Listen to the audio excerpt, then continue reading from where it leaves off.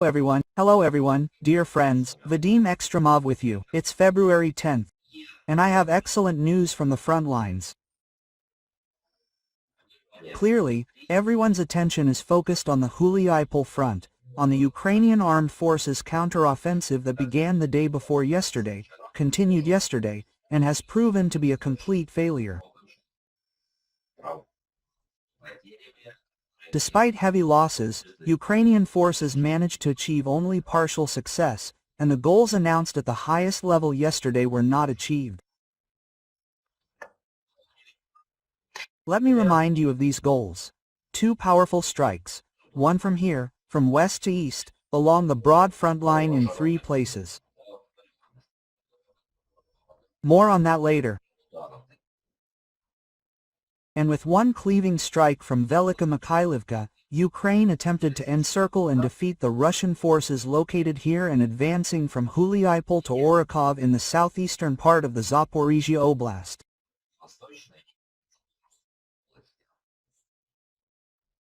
The ultimate goal, as I explained yesterday, was to push Russian troops back to the line of this Yanchur River. Well, this Uspensovka, remember? The battles for Uspensovka, the crossing of the Yanchur, and the further advance to the Gulyaipole River. The Gulyaipole River, which was also crossed, could be called Gulyaipole's defensive line.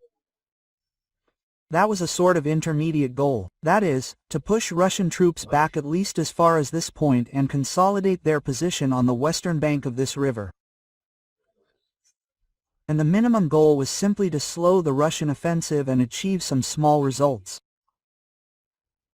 Well, in short, the latter goal was achieved, albeit at a stretch. True, at the cost of heavy losses, dozens of armored vehicles were lost. I have it all on my Telegram channel. You can watch it on YouTube. Unfortunately, I can't post it.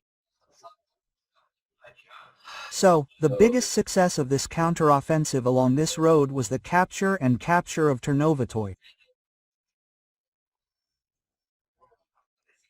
Russian war correspondents say Ternovata is not fully under Ukrainian control, and fighting is ongoing on its eastern outskirts. Furthermore, Russian army reserves are, understandably, being actively deployed there to regain control of this village. The second location where the attack was carried out is between Dobropilya and Varvarivka, a village called Malenka Derevushka pri Luka, which is located right on the Gulyaipole River. So, according to Ukrainian media, they managed to enter it. Yes, this is, of course, highly questionable, but the very fact that they managed to penetrate Russian positions at this point, and even reach the river, well, that's also somewhat unpleasant news, but nevertheless, once again, enormous forces are involved, including columns of armored vehicles. That's all clear. Now, the third location where Ukrainian troops attacked on this section of the front is Starukrainka. And according to Ukrainian cartographers, Starukrainka has come under Ukrainian control. So, even if we manage to take all these settlements, even partially, that's it. Why is that all? Because today the rhetoric at the Ukrainian marathon, the Ukraine 24 marathon, has changed dramatically. They've started saying that there was no counter-offensive in the Zaporizhia region. They're saying that this is a complete fabrication of Russian propagandists who imagine the capture of these settlements, for example, Ternivate. Actually, these Priluki, you see, yes, north of Varvarovka and that very same Stara Ukrainka. In fact, they took nothing. They invented the counter-offensive so they could report back to the command that they took it, but then drove us out through massive armored assaults. That's the kind of nonsense they're now spewing on Ukrainian television. I might even believe it, or at least have given it some thought. But, firstly, there are objective control maps, the destruction of dozens of armored vehicles, and secondly, there's the marathon rhetoric from yesterday and the day before, like Sirski said he was going on the attack, on the offensive, and then Starlink was disabled, and then there's Lavrov's statement that he had some kind of falling out with America. In short, the stars aligned and they went on the attack. They went on the attack and were routed, achieving some minimal losses. Of course, there's no need to relax, because in the Velika Mikhailivka area, this offensive is all shrouded in the fog of war. So, some maps said they managed to advance almost 7 kilometers here with some armored column, but that's inaccurate.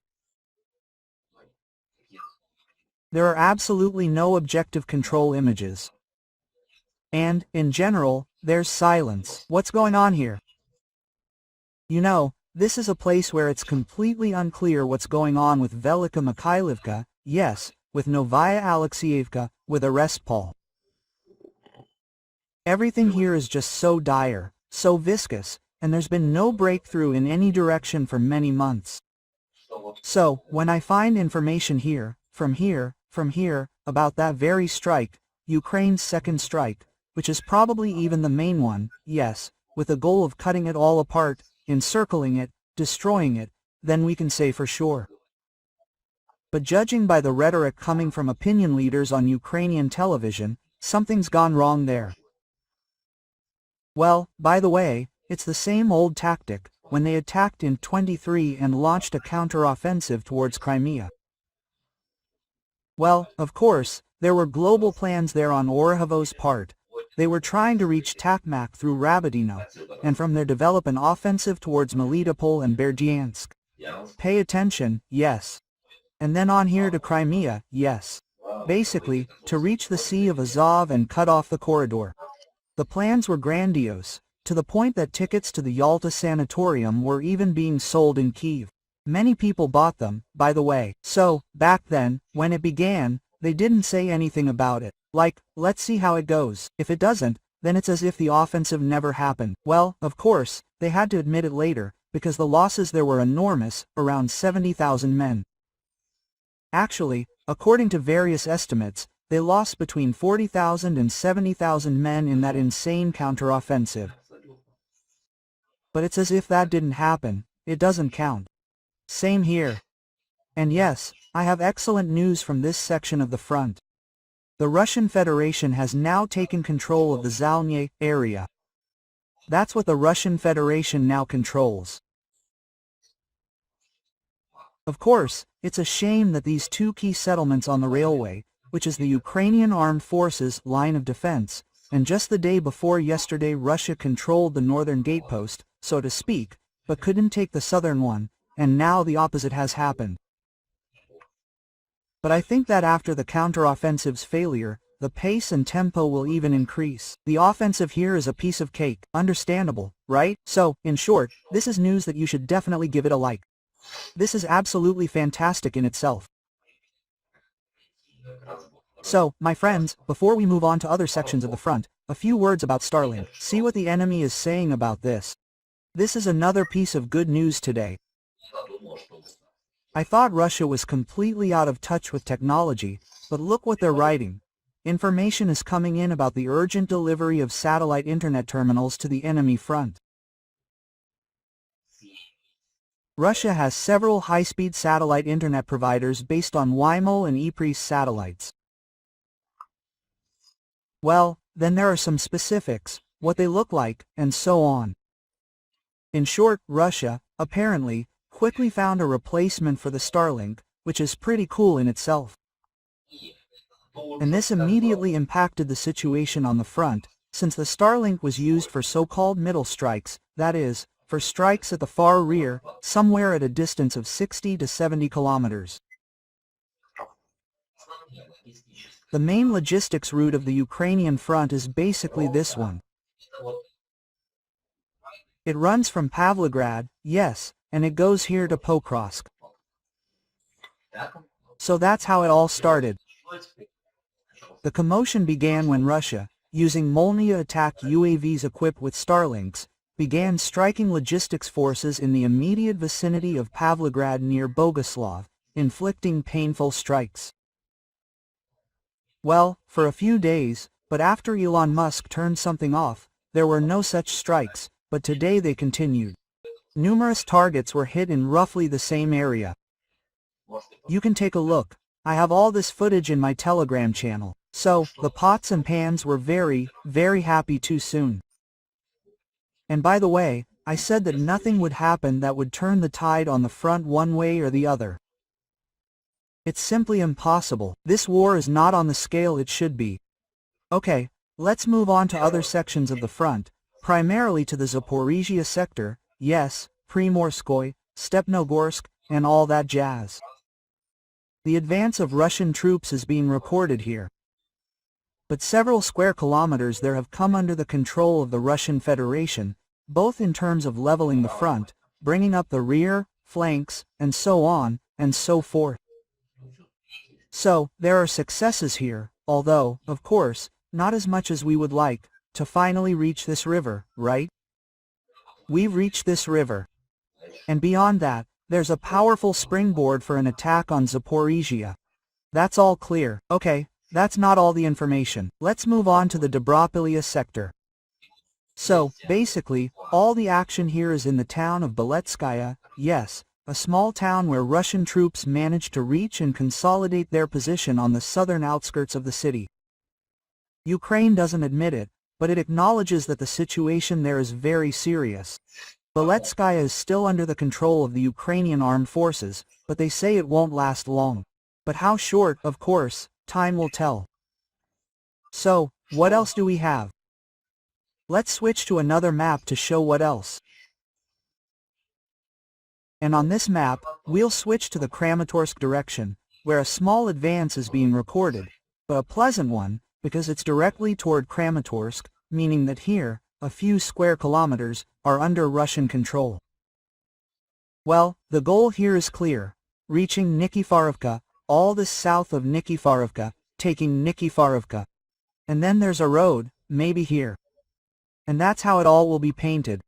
And here, there's a very good road for an advance on Kramatorsk itself. Of course, it's good, but it's only on the map. In reality, everything there is dug up and mined, but nevertheless, pressure from this side is still coming towards Slavyansk. Sorry, not Kramatorsk, the road to Slavyanskaya. And in general, this is very close to the northern direction. Yes, you could call this a development of the offensive in the northern direction. There hasn't been any new information coming from here in the past 24 hours. Then we head north, to the Liman direction, where the most recent information, the most recent crack on the map, is the advance of Russian troops and their consolidation in Liman. So, if we are to believe this source, Russian troops managed to break into Liman from the north and consolidate their position on Podstepnaya or Podstepnaya Street. Something like that. So, look, I won't give you false hope, since there have been many such breakthroughs before, and the Ukrainian armed forces have often managed to suppress them. But sooner or later, Russian troops will manage to gain a foothold there, develop an offensive in Liman, urban warfare, and everything else, and Liman will come under the control of the Russian Federation. This is all quite obvious. So, my friends, that's all I have for now regarding the situation on the front.